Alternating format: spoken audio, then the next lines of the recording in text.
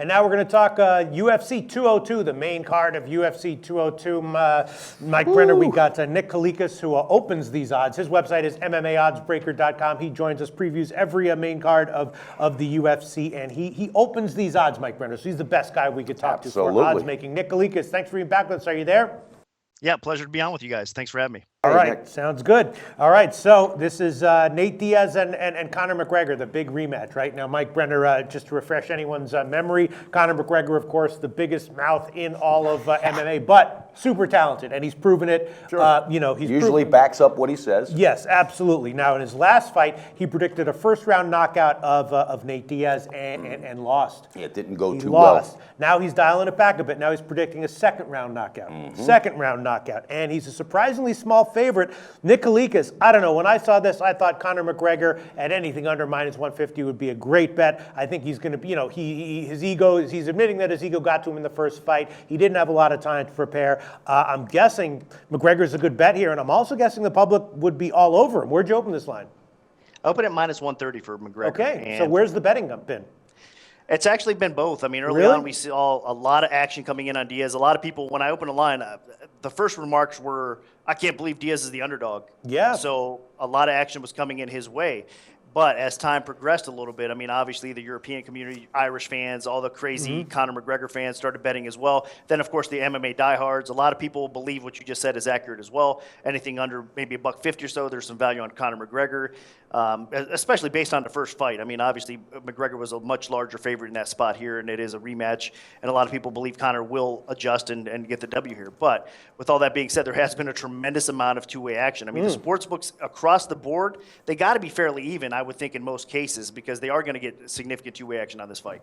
Hey, Nick, this is Mike Brenner. Listen, there's a question I have for you, because in the industry we're in, no matter what the sport, you always have people saying, oh, it's fixed, it's fixed. All right, I watched this first fight because this is my first year in betting UFC. I'm just learning this as far as with UFC. Never had bet it before. All right, I thought that first fight was real. I thought the emotions were real. I don't think you could fake anything like that. All right, now to see where the lines are, to watch the fight that I watched, I'm just wondering if Dana White, who just got a huge payday, says to Diaz, hey, look, buddy, you got to do yourself a favor. You got to take one for the team. You're going to line yourself up for an amazing third fight, which is going to be your big payday. And in the meantime, we can let you smoke all the weed you want. We're not even going to test you. All right. Am I crazy for saying that? Or is there any chance in hell that can this fight be fixed? Is there any chance in hell? No, this fight is not fixed. And Dana White would never go to that extreme or never put the UFC or himself or anybody like that in jeopardy. That's one thing that I do know and that I could pretty comfortably back is that, I mean, UFC would never take the risk of fixing a fight. Why would they? That would destroy their whole company if anything did, if anybody got caught him or anything in that situation that it did come out. I don't think they would take that chance. They don't need to do that. They're going to make enough money off this fight that doing something like that would be really stupid, I think, in my opinion. And Dana White would not take that risk. But okay, and I'm not trying to veer it off the wrong path. The only stupid question is the one you don't ask, and that's been asked to me by several people and even suggested to me by several people in the industry. So with you being the expert, I got to come to you, and I'm glad that I asked it, and I appreciate your response.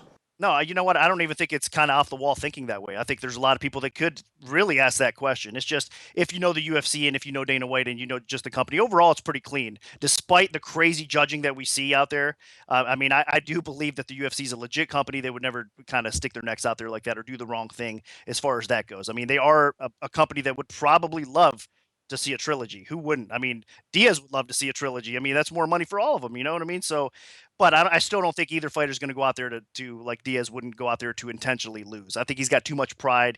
He's going to make some bank in this fight as well, and he wants to get that second win over Conor McGregor. Okay. All right. So who's been betting Nate Diaz then? Because I would think that the public would be all over Conor McGregor at this kind of a low line. But if there's bounce action, who's been betting Nate Diaz?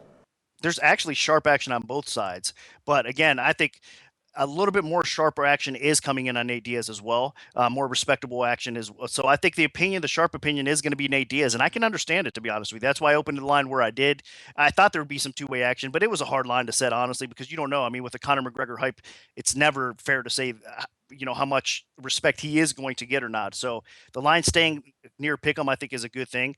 But I do think there probably is some value on Nate Diaz. I mean, Conor's definitely going to change up his game plan.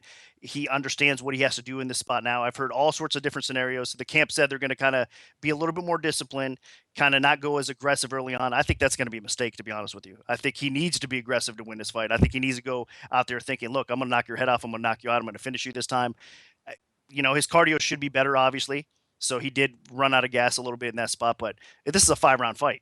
So if it doesn't happen in round 2, if Diaz does survive early on anyway, round 3, round 4, I still think that he's not going to have the cardio that Nate Diaz does, especially as it goes deeper. Now, Nick, with McGregor having to change up his game plan, obviously Diaz, all right, for me it makes sense. Wouldn't Diaz want to go for the takedown as soon as possible? Because everybody knows if he gets him down, this thing's damn near over. All right, what will he do to change that? And do you think he might have an attack earlier than last time to try to just shoot for taking him down as opposed to, trading punches?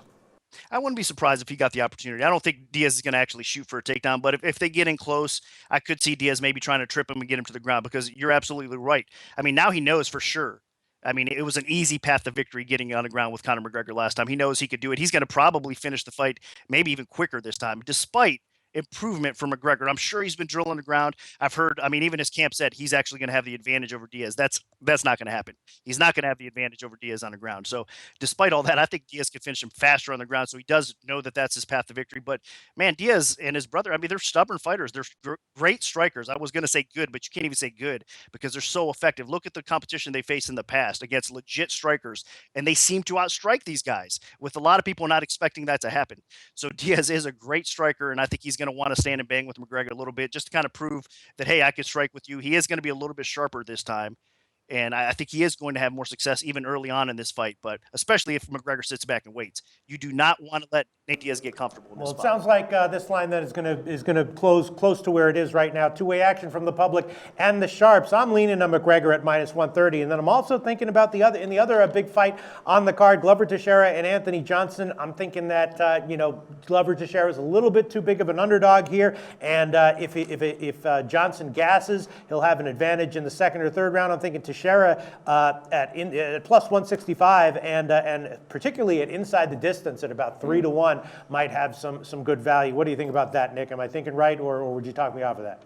I know I do think you're thinking right, because I think most people are thinking that Johnson's going to get the KO here. I mean, he's a beast on the feet, of course, we know. Glover's chin has been tested. I mean, it's not as bad as maybe at times I would say, because he has been clipped, he's been rocked a little bit. I mean, he seems to recover fast as well, but Anthony Johnson is a different type of beast when he hits you.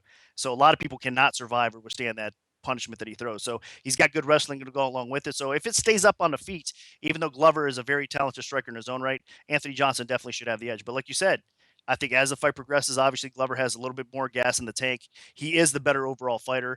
I think if Glover gets this fight to the ground, he could quickly end it, honestly. You hop on Anthony Johnson's back, it's basically a wrap. And Glover has the jiu-jitsu credentials that probably doesn't get enough credit in the UFC. The guy's phenomenal on the ground as well. So I think Glover has a way to win this fight on the ground. I think he doesn't want to really play that stand-up game with Anthony Johnson here. He might have to early on. He has got to be careful with that. But if he could survive early, he definitely has a chance to pull off this fight. All right, that's what I'm thinking. I think that those are two solid bets. McGregor at -130 and Teixeira inside the distance at +300 for a long shot bet. Nick Kalikas, is there anything else you'd like to leave us with on the main card for UFC 202 before we let you go? I think the Story, you could maybe check out a spot. Rick Story over Donald Cerrone here as well. Story at +145-ish might have some value. I mean, a lot of people, it's funny because they've kind of changed tone a little bit. The Cerrone versus Cote fight, it was said that Cerrone is not going to be strong enough to handle Cote. Cote's a true welterweight. He was fighting a middleweight, all that kind of scenario. And a lot of people were surprised when Cerrone did relatively well. Well, now they hopped on Cerrone's wagon after that fight, and they're kind of disrespecting Story. I think Rick Story at plus money in a spot like this, he could get finished. I mean, Cerrone's a very talented striker. He's a very talented guy on the ground as well. But Rick Story's going to push the pace. He's going to be the type of grinder that's going to pin Cerrone up against the cage. He's going to work the body a little bit. I think if this hits a scorecard, Story can win. So I do believe that there might be some value at Rick Story. All right, MMA price. Betting. Pretty fun, huh? I like that. Yeah, good All stuff. right, Nick Kalikas, thanks for your information as always. And Nick Kalikas' website, again, is MMAoddsbreaker.com. Thanks, Nick. Do your research before you bet. Check out our ratings guide to see which books have the best ratings and sign-up bonuses. Open up several accounts and shop for lines at sbrodds.com. Always be ahead of the game.